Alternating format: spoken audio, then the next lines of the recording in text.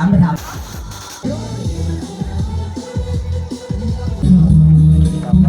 เอาเซนเดอร์บาริเดอร์ทรงเจ้าสาวเดอร์บาริเดอร์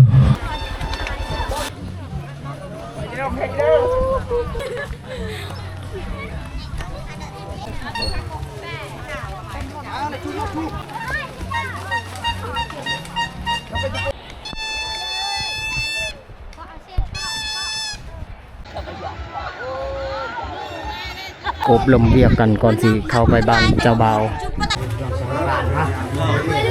ตารางเลยช็อตแต่ช็อตเยอะฮะ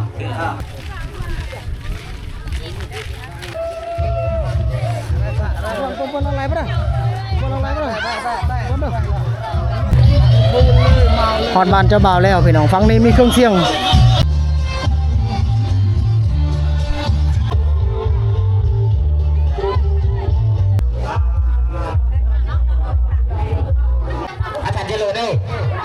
ความด้วยโบคู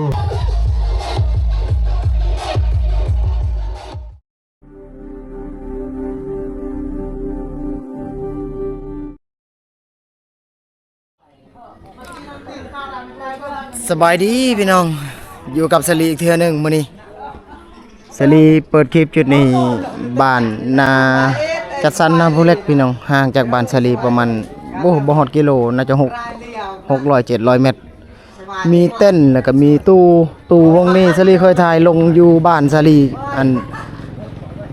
มือที่ผ่านมาสลีลงไป 2-3 มือที่ผ่านมานั่นแหละพี่น้องวงเบาเสริมเพิ่นเดินทางมาแต่เมืองพีนจุดนี้มีงานแต่งอีกจุดหนึ่งเด้อพี่น้องเด้อแต่ว่านี่คือเฮือนเจ้าบ่าวเพิ่นเกี่ยมไว้ได้ตอนที่สลีถ่ายตอนนี้นี่เวลานี่เริ่มประมาณ 17 โมงนี่ล่ะ 17 โมง 5 โมงเนาะพี่น้องเนาะเริ่มมืดแล้วเด้เพิ่นตั้งเครื่องเสียงจุดนี้ก็คือตอนรับไพ่มืออื่นนี่เด้ระบบ power ของเพิ่นภาพมันสิมืดๆในจุดนี้ระบบ power ของเพิ่นมันเขียนวงเบาเสริมตู้ของเพิ่นนี่เด้อันนี้เทอร์โบหรือ BV บ่ฮู้แต่ว่าข้างกลางนี่ DB เสียงกลางดอก15น่าจะเป็นโครงปั๊มแรม8เพิ่นเล่นระบบอนาล็อกนะสำหรับเครื่องปรุงทางนั้นเดี๋ยวสลีสิเดินทางทางบ้านเจ้าสาวก่อนจากจุดนี้ไปหาบ้านเจ้าสาวนี่ห่างหลายกิโลเดินทางคนเดียวโดยมอเตอร์ไซค์มื้อนี้สิไปงานแต่ว่าฟังพุ่นสิมีตู้หรือบ่เดี๋ยวทารุ่นนำกันอยู่พุ่นพี่น้องเนาะบ้านละอ้อขามเซบางเฮียงบ้านที่สลีเคยถ่ายวิถีชีวิตชนบทบ้านที่มีไฟฟ้าอยู่นี่คือบ้านเจ้าบ่าวเพียงเด้อเดี๋ยวตัดภาพอยู่พุ่นห่างจากจุดนี้ประมาณเกือบ 30-40 กิโลนี่แหละพี่น้องเนาะสิเก็บภาพเจ้าสาวมาพี่แหละก็คือบ้านเจ้าบ่าวตอนนี้สลีตัดภาพอีกทีนึงนี่มาฮอดจุดนี้ท่าเรือเลยฮอดเซ่แล้วนี่ท่าเรือมาฮับมาฮอดนี่ก็เวลาพอดี19 โมง 6 นาที 7 โมงเลยพี่น้องมาฮอดนี่ถือว่าใช้เวลาไปหลายเติบได้นี่อันนี้ทีมงานจะไปลินดองมดนี่แม่นมดนี่ทีมงานมาจะข้ามไปฟังพุ่นคือกันแต่ว่าท่าเรือเด้พวกเราท่าเรือเอาพี่น้องตัดภาพอยู่พุ่นขั้นตอนขึ้นเรือบักตอนกลางคืนเอาวันนี้ขึ้นแล้วพี่น้องเอาโอ้ทางผู้สาวนำมานี่ผู้สาวมาแต่บ้านนั้นอันนั้นโธ่มานี่ตอนกลางคืนพบได้แล้วนี่อายอยู่ได้นี่เลยเอาไปเต้นงานดองบ่ไปพรลำบงอยู่พุ่นเนาะเอาอายก็ไปพรคือกันเขาอายนะพี่น้องเดินทางมาแต่ไกลนี่น้องเพิ่นก็นี่ทีมงานผู้บ่าวอันนี้โอ้โธ่บัดนี้กลางคืนพี่น้องทางเรือทางเรือทั้งผู้เอาบัดนี้ตัดภาพอยู่บนลำบงมาละ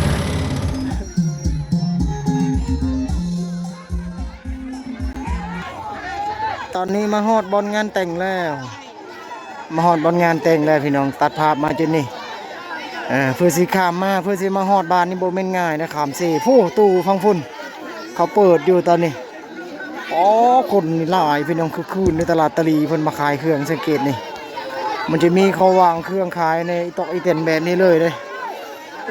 คนหลายพี่น้องนี่มาเบิ่งทางนี้ก่อนงานดองเคนนี่ถือว่าคือคืนนะส่วนลายน้องๆเด็กน้อย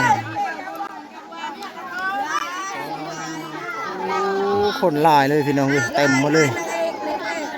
คือคืนเลยเขาขายปิ่งขายจามนี่เอาขายดีเนาะบัดนี้สุดละมุนเลยตลาดตะลีบัดนี้ป้อนี่กินเลยจานเท่าแอมรู้แหละ อ๋อทางนี้กินเลยแม่ห้อง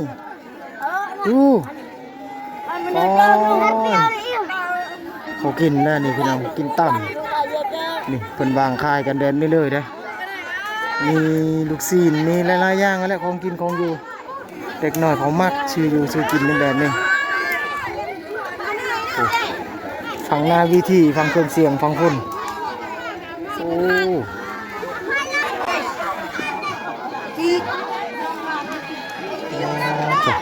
หลายๆอย่างเลยของกินคนนี่ที่ว่ามาร่วมตัวนี่หลายบ้านนี่เป็นบ้านใหญ่นะพี่น้องเนาะสลีเคยทายชนบทวิถีชีวิตในหมู่บ้านในเมื่อช่วงรายเดือนหลังบ้านนี่ประมาณ70เกือบ80หลังคาเรือนสำหรับบ้านนี่เด้แต่อุปสรรคมาฮอดเนี่ยต้องข้ามเซ่มาบ่มีสะพานเนี่ยต้องใส่เรือ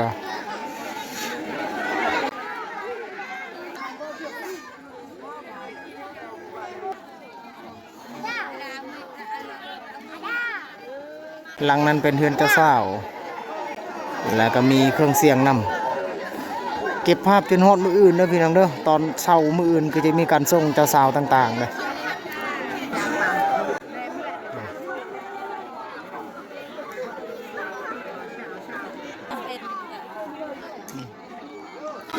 มุมนี้ก็หลายคนเนี่ยเต็มมาเลยมีเต้นพร้อมได้ฟังนี่โอ้พี่น้องฝั่งนี้ก็ตลาดตะลีคือกันในขายปีงขายอันนั้นโอ้คนหลายพี่น้องผู้สาวบางนี่ผู้สาวก็หลาย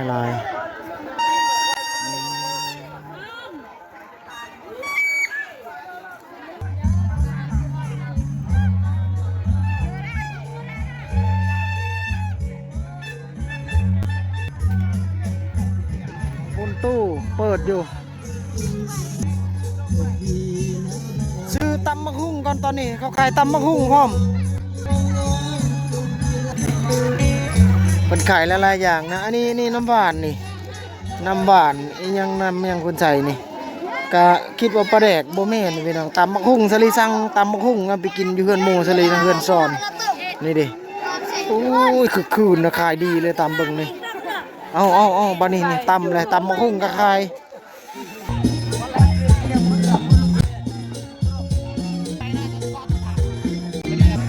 ฝั่งนี้ก็ตำมะฮุ่งนี่ป๊อโถบ้านนี้เอาเป็นแถวเลยนี่ตำมะฮุ่งพี่น้องเลย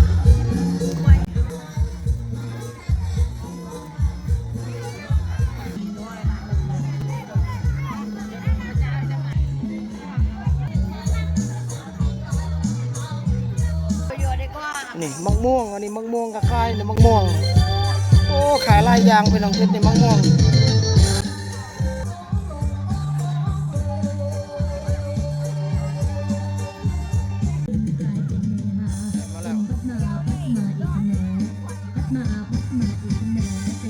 ตอนนี้จะบ่าวมาแล้วกำลังผูกแขนไปน้องเขากำลังผูกแขนชุลมุนอยู่ตอนนี้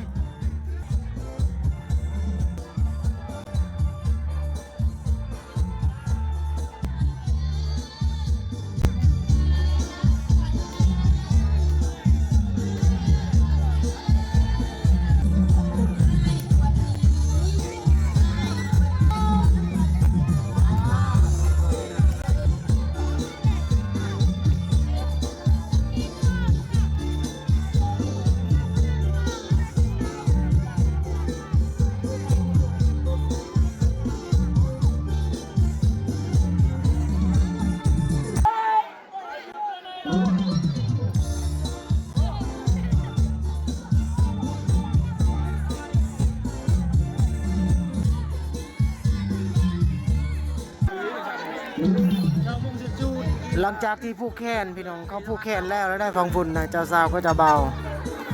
ถ้าเบิ้งขั้นตอนต่อไปคนสุลมุนภาพมันจะมืดแน่ตอนนี้โอ้เจ้าสาวก็จะเบานี่เจ้าสาวจะเบาวันนี้หลังจากที่ผูกแล้วขั้นตอนต่อไปถ้ารุ่นพี่น้องจะได้ออกพรบ่หรือวันไหน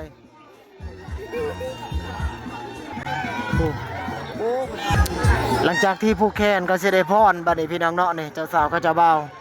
ส่วนผู้สาวนี่โอ้ยหลายผู้สาวทางนี้เป็นแถวเลย บ้านนี่ผู้สาวไล่พี่น้องเครื่องเสียงก็มีอยู่2หน่วยนะ4หน่วยดอกสิมาแรมอีก2แล้วก็ฟังเครื่องปรุงเพิ่นนี่มี M10 1มีมิเซอร์โอ้พาวเวอร์ของเพิ่นพี่น้องมาตินคือกันตัวนี้มาตินน้อย2เซเนลจะต่อสายไฟบ่นี่เรียบร้อยคนไหนเด้อมันจะบอกน้องจะมองในใจไหนคนไหนเด้อให้พูดไกลกลางลูกพี่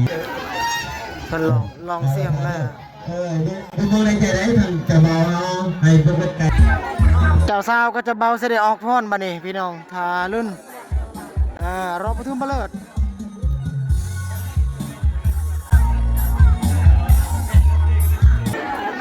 เสด็จพรรบปทุมเลิศ5เพลงอยู่ตอนนี้เจ้าบ่าวเอาเพลงมาเปิดนี่โอ้บัดนี้เอาเครื่องเสียงเจ้าบ่าว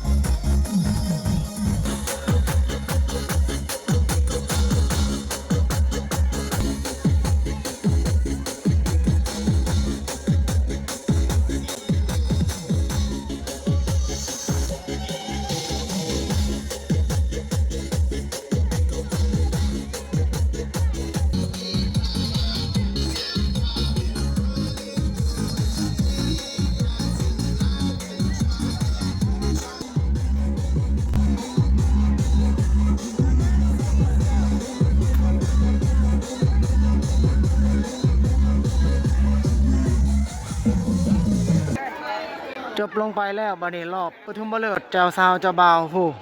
โอ้ยคนลายพี่น้องเอ้ยตอนกลางคืนนี่ผู้สาวเฉพาะฟังนั่นน่ะเต็มมาเลยอ๋อโธ่บัดนี้รอบปทุมเลิศเจ้าสาวและเจ้าบ่าวผ่านไปแล้วสังเกตคนนี่โอ้ยหลายเลยฟังนั่นก็เต็มเลยบอโธ่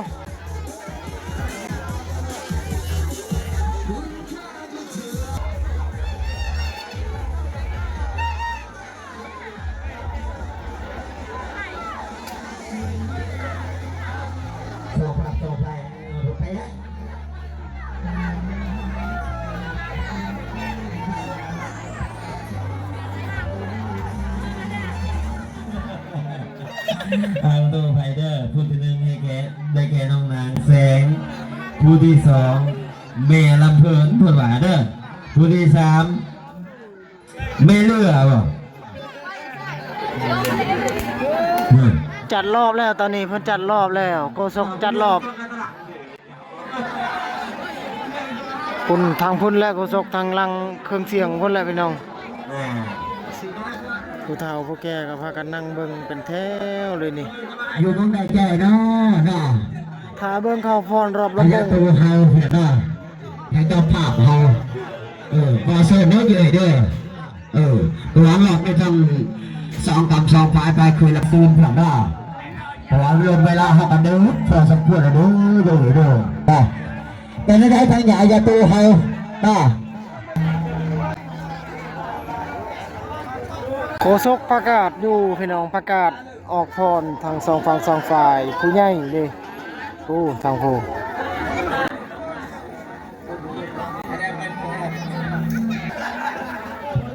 ก็สิได้ออกพรมาในหน้าวิธีพี่น้องทางเจ้าภาพไฟซ้ายพร้อมด้วยไฟยิ่งผสมกันในตอนนี้จุดนี้พี่น้องเด้อผู้ที่สองคือฐานแมวพี่น้องเนาะอาปีนเด้อกันง่ายเขาก็ได้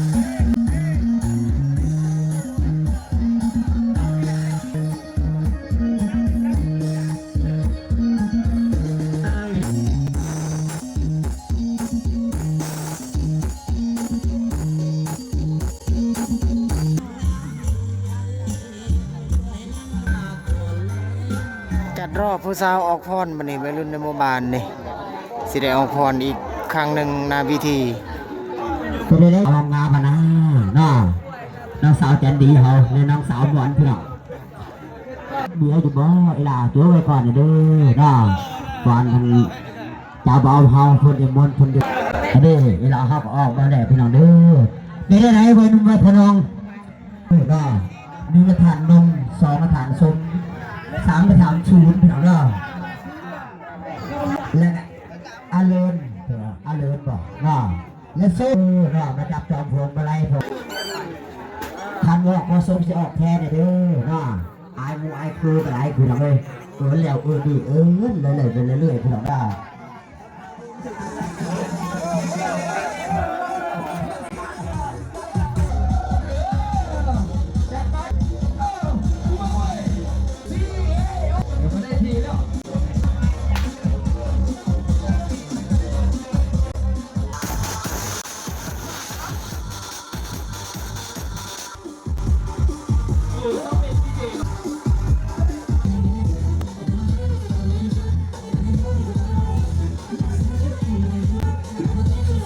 เสือผ้าหน้าจอนะ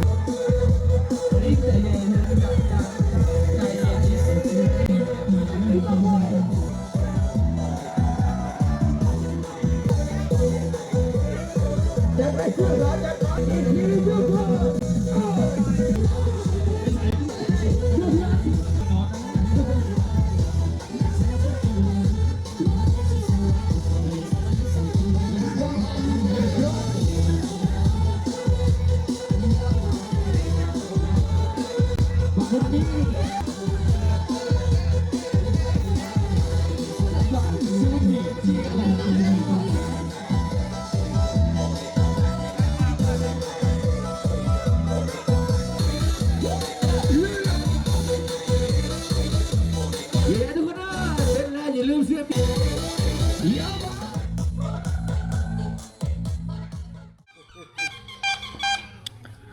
บรรยากาศในหมู่บ้านพี่น้องบรรยากาศในหมู่บ้าน เดี๋ยวพาไปเบิ่งงานแต่งพี่น้องเด้อสลีอยู่จุดหมู่บ้านงานแต่งนั่นแหละสื่อหมู่บ้านกับบ้านละอ้อพี่น้องเนาะบ้านละอ้อบ้านที่เคยสลีเคยถ่ายคลิปเมื่อหลายมือก่อนหรือว่าเดือนลังที่ผ่านมาหลายเดือนลังที่ผ่านมานี่คือบรรยากาศในหมู่บ้านละอ้อตอนเช้าพี่น้องเดี๋ยวพาพี่น้องพา FC ชมบรรยากาศอีก1 จุดงานแต่งนะพี่น้องนะเจ้าบ่าวนี่อยู่ทางเขตบ้านชลีแหละบ้านจัดชันนาผู้เล็กก็ให้เราให้เดี๋ยวพาไปเบิ่งเจ้าสาวเจ้าบ่าวพี่น้องนี่ทางนี้เมื่อคืนก็จะมีการพรการลินการเต้นกันในจุดนี้แหละแต่ว่าภาพมันจะมืดอันนี้ตอนเช้านี่ดิเจ้าบ่าวนั่งอยู่เนี่ยนั่งปิงไผ่เจ้าบ่าวอาค่ำโมคนหนึ่งที่เคยเปิดเครื่องเสียงนำกันเมื่อปีก่อนพี่น้องเอ้ยตอนเช้าสุดละมุนอันนี้ก็ทีมงานเจ้าบ่าวหมดได้นี่ดิ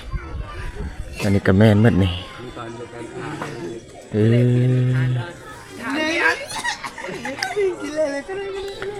แล้วก็อันนี้ก็เจ้าบ่าวนี่ทีมงานพร้อมทางผู้ใหญ่พร้อมเลยอาค่ำbể lệ theo này bể này mà bể bể ra để cho bể từng tiền gì cũng phải bể cho ông nhà chơi là nghìn vừa từng gì bể nhỏ sao này đây rằng chứ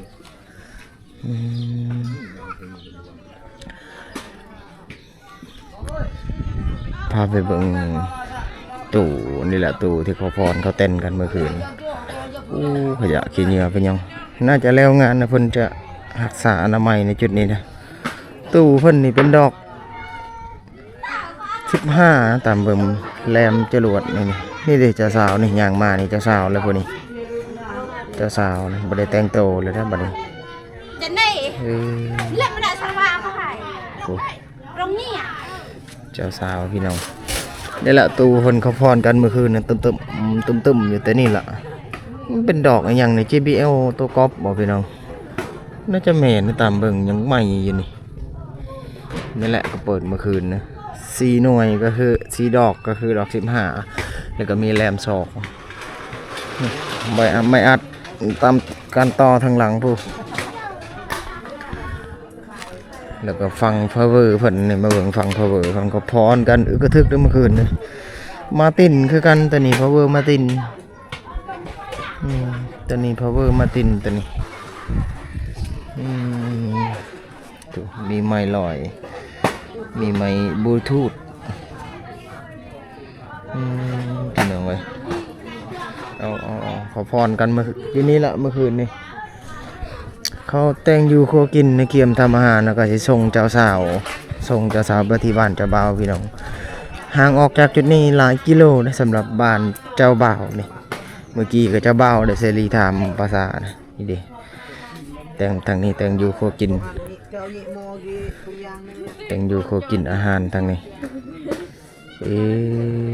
เป็นอย่างเนาะอาหารตัวนี้มันยังอันนี้นมหมูบ่ข้าวต้มกันอยู่นี่หมูเนาะข้าวต้มงัวบ่งัว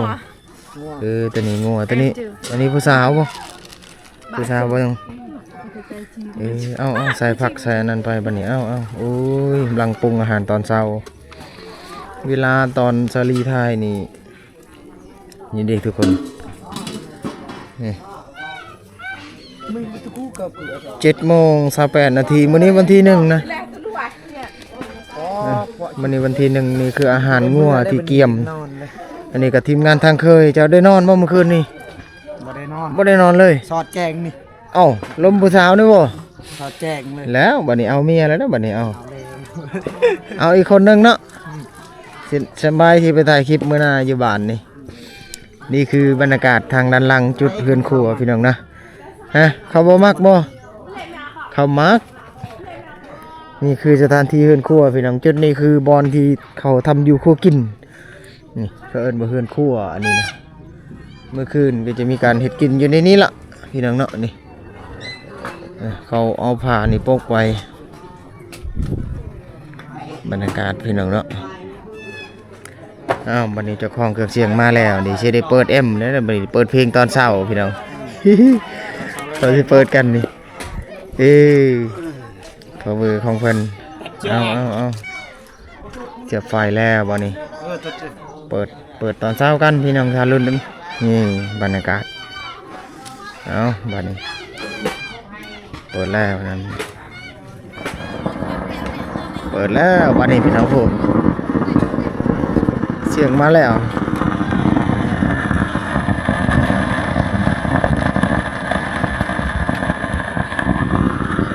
บัดนี้เดี๋ยวฟังเพลงตอนเช้าพี่น้องบรรยากาศในจุดนี้บัดนี้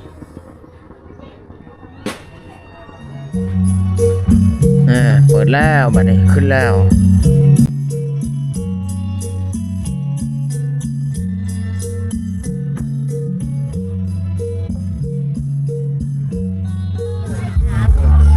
ทางเคยบัดนี้จะกินข้าวตอนเช้าเลยพี่น้องนี่อาหารบัดนี้กินข้าวตอนเช้าจะพาไฟสายพากันกินข้าวตอนเช้านี่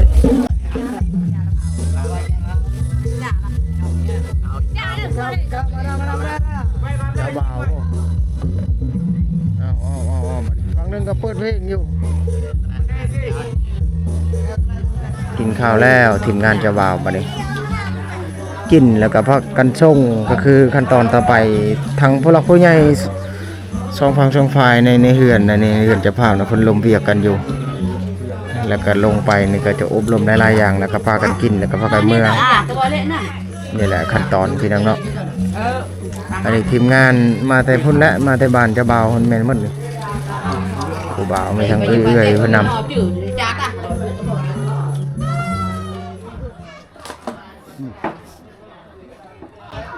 ลูก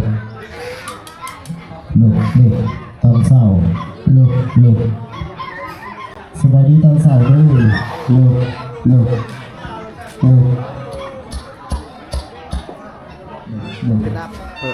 อันที่สองเทปลูกอันนี้บริเดอร์หอดเวลาผูกแขนเด้อทางเจ้าภาพไฟยิงนี่ผูกแขนจะสาวจะเบานะครับพากันไปอยู่ บ้านเจ้าบ่าวเด้อพี่น้องเด้อบัดนี้เด้อเอาเด้อพี่น้องก่อนสิส่งเจ้าสาวเนี่ยเขาสลีประกาศให้เพิ่นเด้ตอนนี้พิธีกันในจุดนี้ก่อนสิส่งเจ้าสาวพากันกินข้าวกินน้ำผูกแขนในเทิงเฮือนน่าจะผูกแขนอยู่ตอนนี้เดี๋ยวสลีพยายามเก็บภาพในเฮือนน้ำตอนนี้สลีขึ้นไปในเฮือนหลังหนึ่งนี่เจ้าสาวก็จะเบาแต่งหน้าเลยแต่งหน้าก่อนสิผูกแขนในเฮือนเจ้าภาพฝ่ายหญิงระเบิดเจ้าสาวนี่เด็กเจ้าสาวแต่งหน้าพูนเจ้าบ่าวอักลากเลยอาคำนี่เจ้าสาวเลยแต่งหน้านี่แหละอีกของประเพณีพี่น้องแต่งหน้าแต่งโตเป็นชุดเป็นระบบระเบียบแล้วก่อนที่ไปส่งต่างๆนะถ้าว่าบ้านใกล้เดินทางใกล้รีรอก็จะได้นอนทีมงานเจ้าสาวแต่ว่าระยะทางที่พอกลับได้ก็จะกลับส่วนไรก็เห็นแบบนั้นนะเขตบ้านชลีก็คือกันนี่เด้แต่งหน้ากันโจเจ้าบ่าวโอ้เจ้าบ่าวได้นอนใช่ป่ะเมื่อคืนนี้ไม่ได้นอนเลยลิ้นกันจนแจงเนาะตูนะคักตูนะเต้นแบบเปิดดังเลยตูนะเมื่อคืนนะภาพมืดนะนี่เจ้าสาวเอ้าเดี๋ยวเก็บภาพต่อเรื่องพี่น้องเนาะสำหรับจุดนี้ถ้าเบิ่งเจ้าสาวเจ้าบ่าวคำแม่น้ำซี่สายซี่มังเหี่ยงสิคำเฮือบักหรือว่าใดๆขั้นตอนก่อนสิเมื่อบ้านเจ้าบ่าวนี่บ่แม่นง่ายเด้จุดนี้เจ้าบ่าวแต่งหน้าเจ้าสาวทั้งนั้นน่ะนี่เจ้าบ่าวแต่งหน้า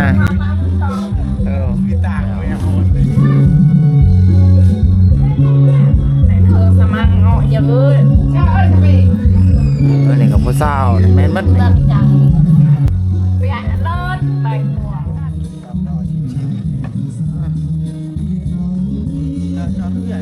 ขายเครื่องที่ตอนเช้านี่ขายจามขายปิง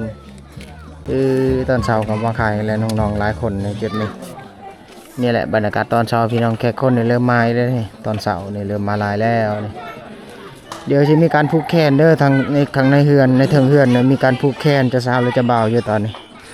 ก่อนสิส่งไปที่บ้านจะบ่าวกำลังผูกแขนพี่น้องเนาะเดี๋ยวขึ้นไปก่อนน้อยหนึ่งเขาผูกแขนจะสาวแล้วจะบ่าวในจุดนี้นี่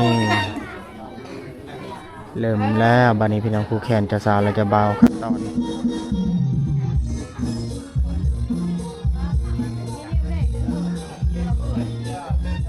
มาได้กินข้าวพี่น้อง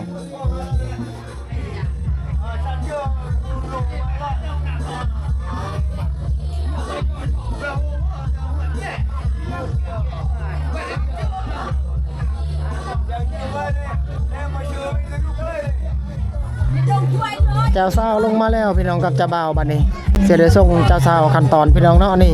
อีกของประเพณีผู้นี้คือพ่อล่ามหรือว่าเฒ่าแก่ขั้นตอนอุปสรรคต้องผ่านเซเด้อพี่น้องเด้อจุดนี้ให้ FC ได้ชมอีก1จุดบรรยากาศงานกินดองนี่อันนี้ผู้สาวเนี่ยก็พากันไปหมดนี่น้องๆหมู่คู่ของเจ้าสาวนั่นแหละบัดนี้เด้อส่งเจ้าสาวเด้อบัดนี้เด้อฮอดเวลาแล้วส่งเจ้าสาวไปที่บ้านเจ้าบ่าวบัดนี้เอาเซิร์นบัดนี้เจ้าสาวไปแล้วพี่น้องพูเจ้าสาวไปแล้วบัดนี้กับเจ้าบ่าวเอาเซิร์นเด้ออย่าพอช่วยเด้อฮอดเวลาพอช่วยเด้อบัดนี้เด้อเจ้าบ่าวเจ้าสาวไปแล้วบัดนี้พี่น้องชลีเป็นโกศกให้พร้อมนี่หมู่เพื่อนเครือม่อนของเจ้าสาวและเจ้าบ่าวไปแล้วเอาเซิร์นเด้อ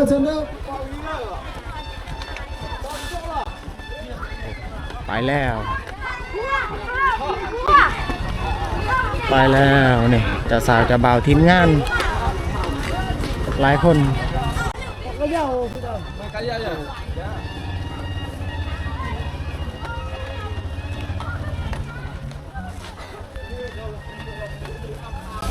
ไปแล้วพี่น้อง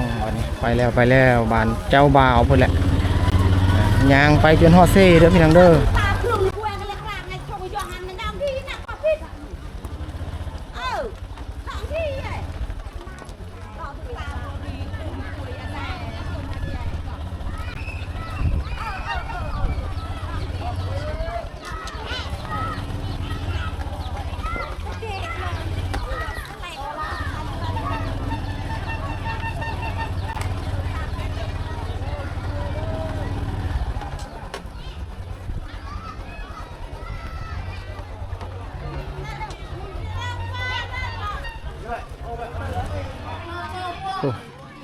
จ้าสาวพี่น้องเจ้าสาวเจ้าบ่าว บ่าว วิ่งใหญ่เห็ดเหรอนี่เจ้าบ่าวผู้เจ้าสาวนี่แหละขั้นตอนประเพณีพิธีพี่น้องเนาะเดี๋ยวก็เลี้ยวละน้องนี่เจ้าบ่าวเจ้าสาวอันนี้พี่น้องเจ้าสาวคนหลายนี่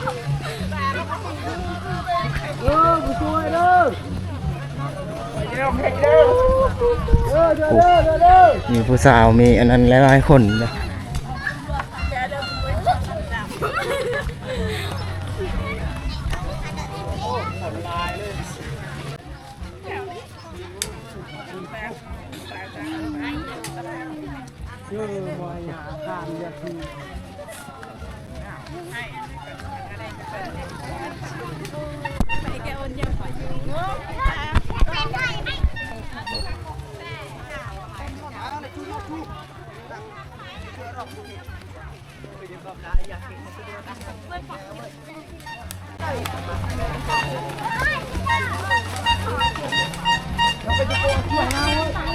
คนลายเลยพี่น้องพากันไปส่งเจ้าสาวนี่ดิ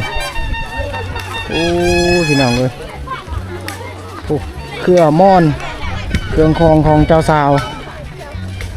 ฮอดบ้านเจ้าบ่าวแล้วบัดตอนกลับนี่ก็กลับทางนี่แหละก็เถอะมีกลุ่มไอ้เอ้ยไม่เท่าก็ไปว่าไม่เท่าหลายคนปล่อยไม่ยะปล่อยที่ไปพี่น้องเขาหลายคนเลยนะคนนี่สังเกตนี่แม่นมัดนี่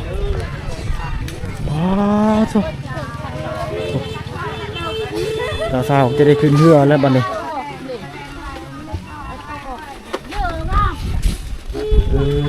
ทุกคนเลย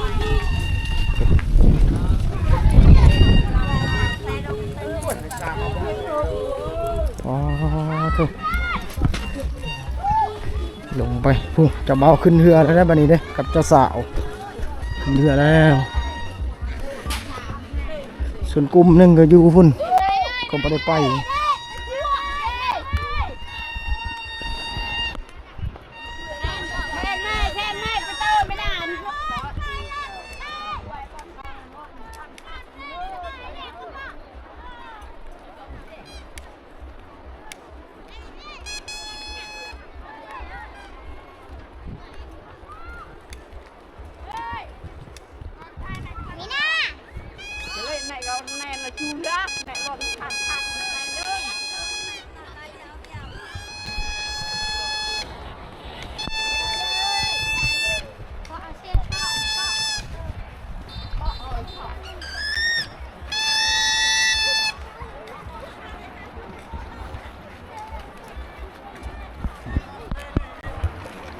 พากันขึ้นเรือแล้วบัดนี้นี่ดิถูกขึ้นเรือแล้วบัดนี้จะบ่าวแล้วจะสาวส่วนพวกนี้ทีมงานน้องๆเพิ่นก็น่าจะบ่ได้ไปได้ตามเพิ่นนี่คนทางเทิงมันก็มีคนหลายเขาอันนั้นอยู่กำลังอันนั้นอยู่เนี่ยเอา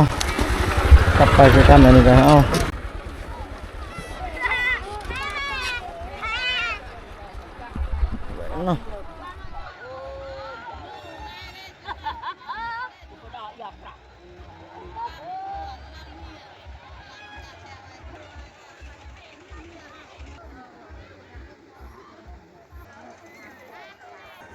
แจ้งแล้วเนาะ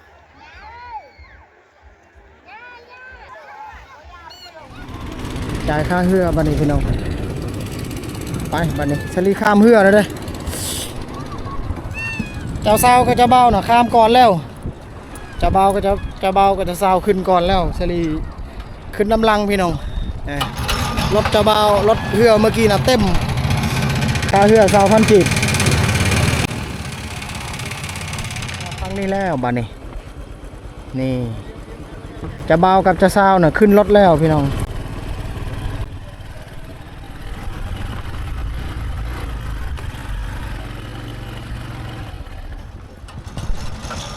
ตอนนี้พี่น้องสลีข้ามมาหอดฝั่งนี้ถือว่าบ่ทันช็อตเจ้าบ่าวขึ้นฝั่ง4กับขึ้นรถใหญ่ มาฮอดนี่แล้วก็ฝั่งนี้ก็มีหมู่บ้านแล้วก็ขึ้นรถใหญ่ต่อก่อนสิเดินทางไปที่บ้านเจ้าบ่าวพี่น้องเนาะจุดนี้เฉลีก็คือว่ามาฮอดหมู่เจ้าบ่าวคนหนึงอีกบัดนี้ไปเมืองน้ำกันกับเฉลีบัดนี้ดีเลยไปเจอกันอยู่บ้านเจ้าบ่าวพุ่นเลยพี่น้องเด้อย่างเชื่อเด้อมาโฮมเฮียดทีมงานเจ้าสาวนี่เลี้ยงเชื่อมาโฮมเฮียดกล้วย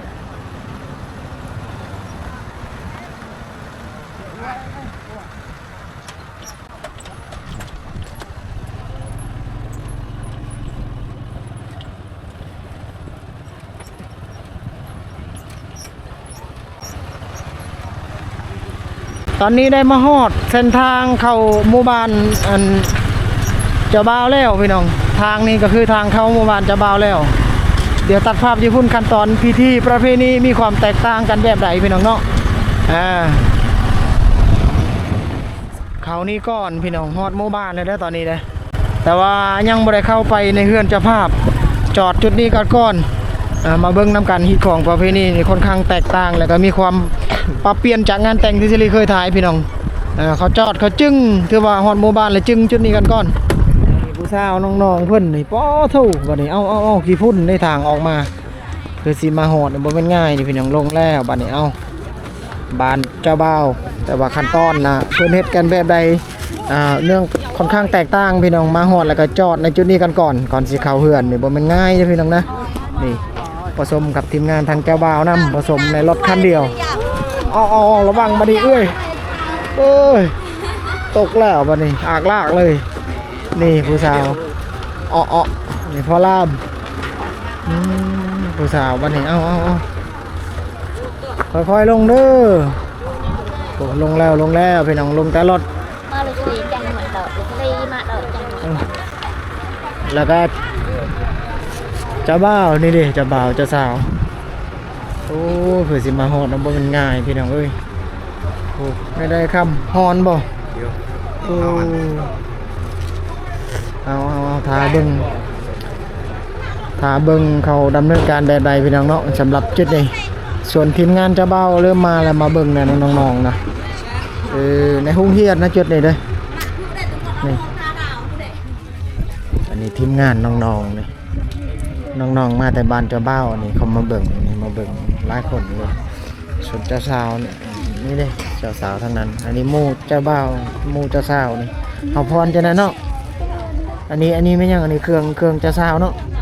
เครื่องเจ้าสาวเนาะพี่น้องนะหลังจากที่แต่งงานต่างๆเขาต้องเอาเครื่องนี้ไปบ้านเจ้าบ่าวเขาบ่ได้กลับคืนภายใน3 มื้อแล้วก็กลับไปที่บ้านเจ้าสาวคือเก่าไปเยี่ยมเพื่อนขั้นตอนค่อนข้างซับซ้อนนะเรื่องราวที่ไปที่มานะอาจจะทายทำรายละเอียดบ่หมดแต่ทายให้เห็นพอประมาณนี้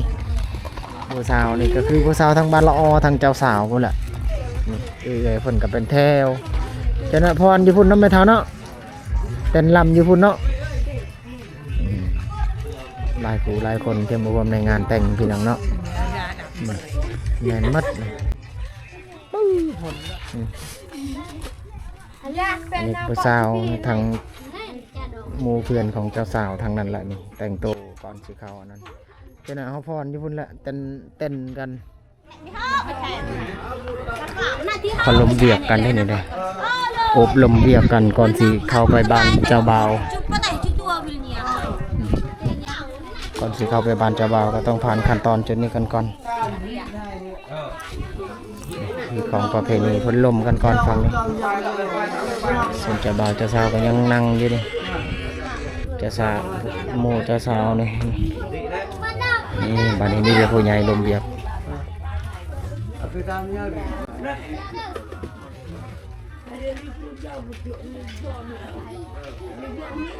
đi kruang ya tao mau di kruang hai kambon itu sih pan bae temu deh apa tolong kare gak deh gitu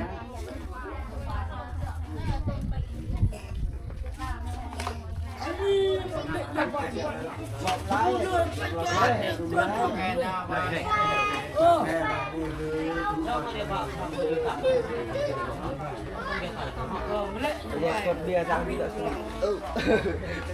Ke bawah. Terang lah. ช็อตแต่ช็อตเยอะฮะช่วยให้กลับให้ลงไป thôi thôi để mà tôi không kêu tập tàu thì cái này cái họ cái phải cái họ không giật phải họ ngoài nên họ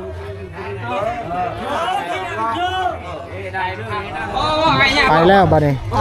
หลังจากที่อบรมต่างๆแล้วก็พากันไปแล้วบัดนี้ไปที่บ้านเจ้าบ่าวย่างเอาได้บัดนี้เลยนี่เจ้าสาวเจ้าบ่าวเดินจักเดิมเลือกแกเติมกี่พี่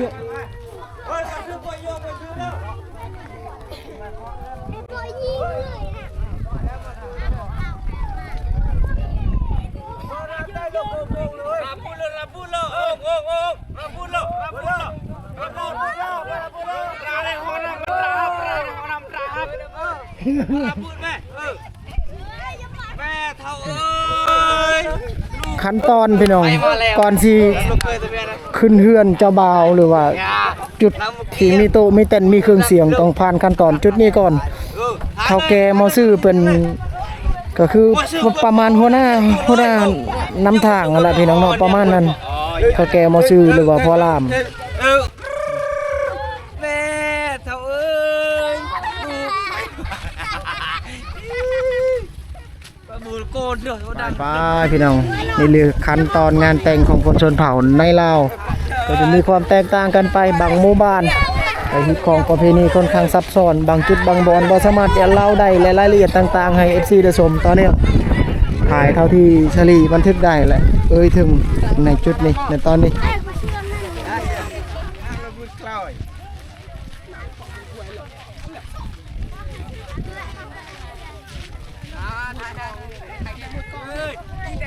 วินคนดีต่ำประหลวงเลยรถงาน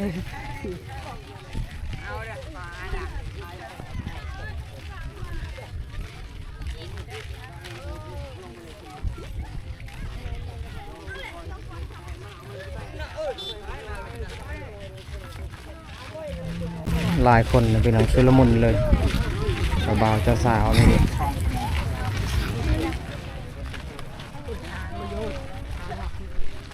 ห่างนั่นไงเฮ้ยห่างจะจัน ตอนนี้นี่ถือว่าสิฮอดบ้านเจ้าบ่าวแล้วพี่น้องย่างจากจุดที่จึงหน่อยหนึ่งก็คือหลายเมตรเติบละ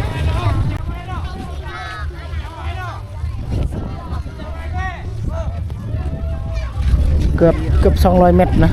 จากบอนที่เขาจึงหน่อยหนึ่งเขาย่างต่อเกือบ200 เมตร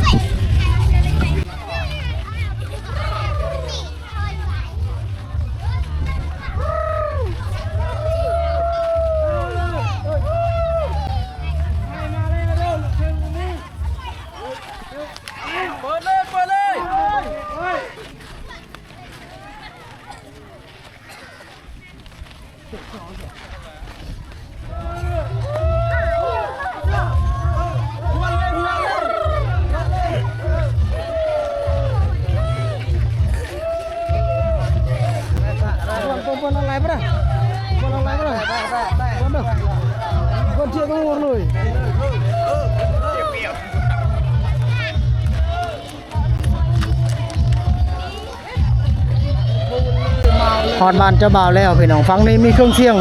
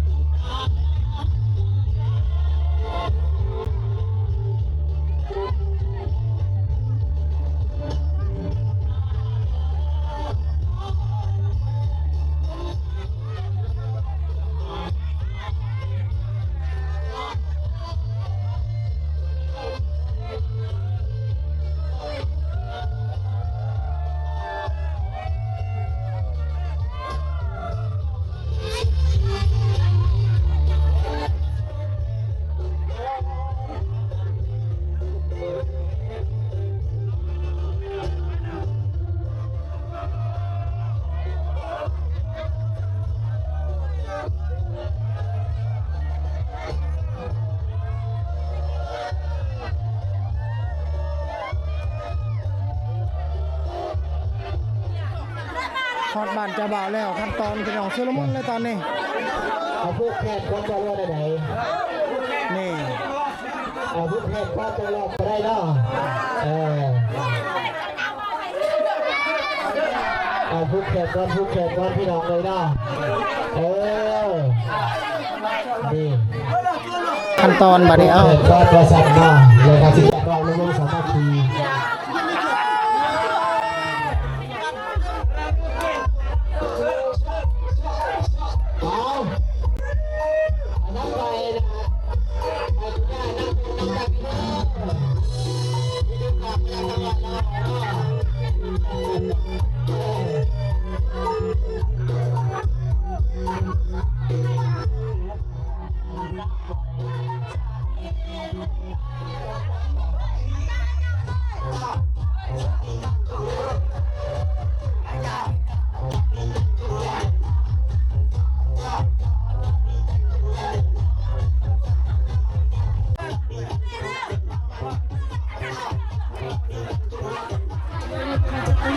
ชุลมุนนะคนลายพี่น้องบัดมาฮอดแล้ว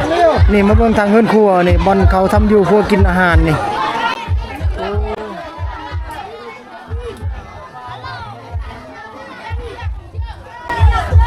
กำลังปรุงลาบอยู่นั่นน่ะเด้อเขาปรุงลาบอยู่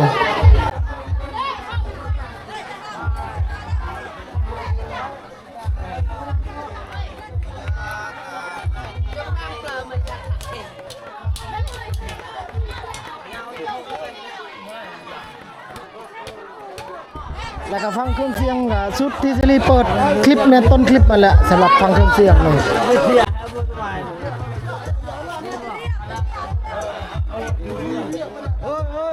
เป็นตู้ได้บิวพี่หนังนะ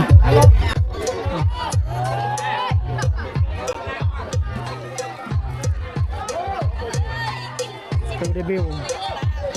แล้วก็ฟัง cover เนี่ยครับเบสเนี่ยมา NP 2002ขับกลางกับ2002ขับเล่มอีกระบบ3ทางเลยคิวมีคอร์ดมีปีใส่มาอาหารจะพาพ่อให้กินบ่นี่นี่แหละทีมงานของเขาพากันกินข้าวพี่น้องฟังนึงกระพรเครื่องเสียงลมเบียกในเฮือนนี่คืออาหารจะพาไปสายตอนนี้ผู้แขนบดโสดเดี๋ยวไปอย่างเนาะเดี๋ยวจะขึ้นไปในเฮือนก่อนพาไปเบิ่งพิธีในเทิงเฮือนก่อนมีเสียงบทสวดพระอาจารย์อยู่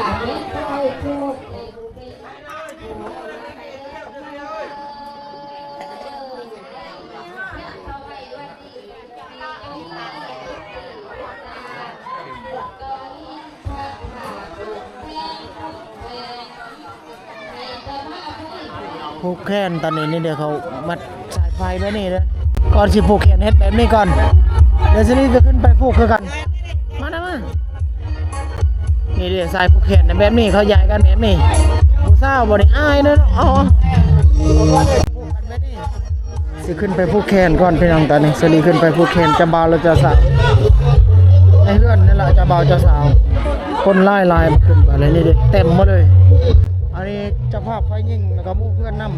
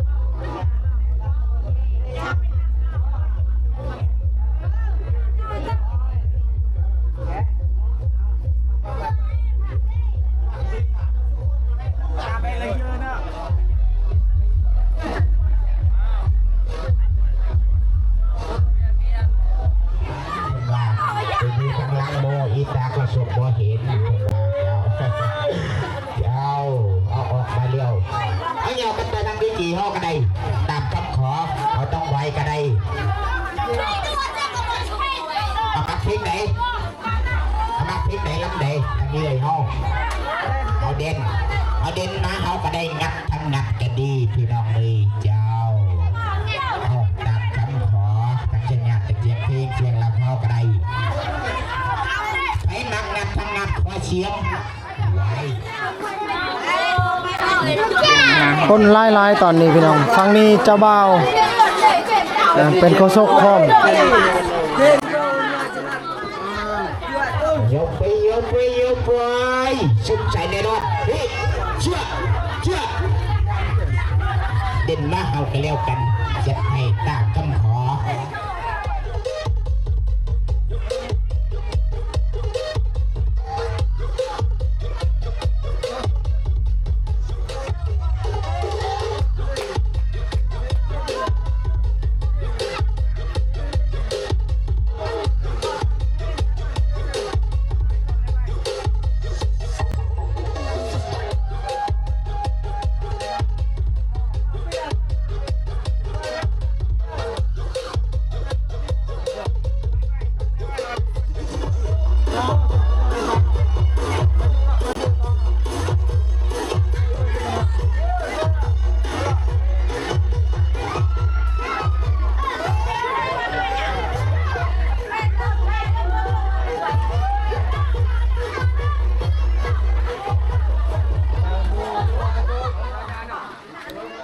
บรรยากาศพี่น้องเจ้าบ่าวนี่สลีมาว่าท่านนั่นเมื่อกี้เดี๋ยวออกพรแล้วเจ้าบ่าวก็จะสาวออกพรแล้ว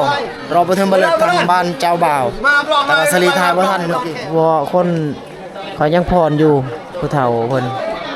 เป็นก้อนสูนี้ยกมาลายขึ้นมายกจอกแล้วออกมาเลือดชี้ไอ้สังเป็นกับผู้สาว หมู่เพื่อนของเจ้าสาวบัดนี้สิได้ออกพรหน้าพิธีพี่น้องทีมงานทางเจ้าสาว เจริญเนาะกอดไปเจริญเลยพร้อมด้วยโบคูและกระถัดลำไพเนาะลงมาอีลาคำแพงไว้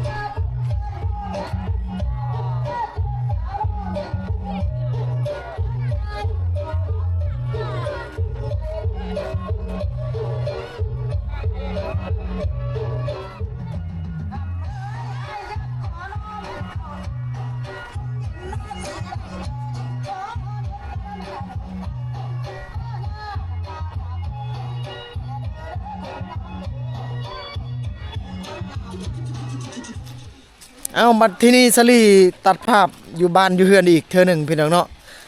จุดที่ท้ายก็คืองานแต่งบ้านเจ้าสาวนะคือบ้านละอ้อพี่น้องบ้านละอ้อเป็นบ้านหนึ่งที่ห่างจากตัวเมืองค่อนข้างหลายกิโลอยู่แต่สลีนะพยายามรวบรวมภาพจนฮอดขั้นตอนสุดท้ายท้ายสุดก็คือส่งเจ้าสาวแล้วกลับไปที่บ้านเจ้าบ่าวคนชนเผ่าสลีเคยย้ำหลายๆเถื่อนะถ้าว่ามีงานแต่งงานกินดองนะเจ้าสาวต้องไปอยู่บ้านเจ้าบ่าวหลักๆเลยก็จะมีการส่งเจ้าสาวในแบบนั้นบอกว่าจะเป็นห้วยหรือสายเซมันแม่น้ำต่างๆก็ต้องผ่านให้ได้เพื่อให้ฮอดบ้านเจ้าบ่าวพี่น้องเนาะฮอดบ้านแล้วก็จะมีการเปิดเพลงมีการพรแบบนั้นแหละอันนั้นคือทางฝั่งเจ้าบ่าวเมื่อก่อนมีท่านคนหนึ่งมี FC หลายๆท่านนะอยากให้สลีไปถ่ายทางบ้านเจ้าบ่าวบ้านเจ้าบ่าวก็จะมีการลิ้นแบบบ่ฮอดกลางคืนแต่ส่วนใหญ่เขาลิ้นแบบกลางเว้นแล้วก็จะพากันกลับ ในช่วงท้ายคลิปก็คือเจ้าสาวน่ะกลับไปที่บ้านได้หั่นใดอยากให้พี่น้องได้เห็นถ้าว่าตามไปก็จะกลับไปที่บ้านตอนที่ต้นๆหรือกลางคลิปที่เขาส่งกันในแบบนั้นล่ะเสรีก็ถ่ายให้เห็นพอประมาณนั้นพี่น้องเนาะในช่วงท้ายคลิปวันนี้ไว้เจอกันใหม่โอกาสหน้าพี่น้องขอบคุณหลายๆ